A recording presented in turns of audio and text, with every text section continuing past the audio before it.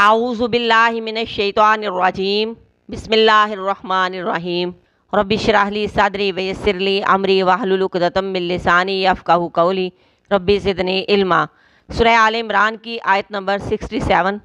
ما کانا نہیں تھا ابراہیم یہودیم ولا نصرانین، یہودی اور نہ نصرانی، ولیکن اور لیکن کانا تھا وہ حنیفم مسلمہ یکسو مسلمان، وما کانا اور نہیں تھا وہ من المشرکین مشرکوں میں سے۔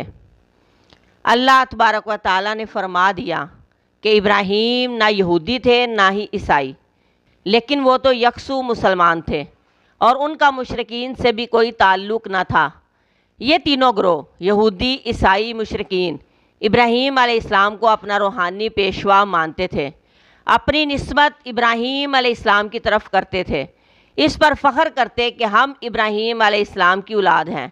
ان میں سے ہر ایک ابراہیم علیہ السلام کو اپنے فرقے کا سرپرست کہتا تھا۔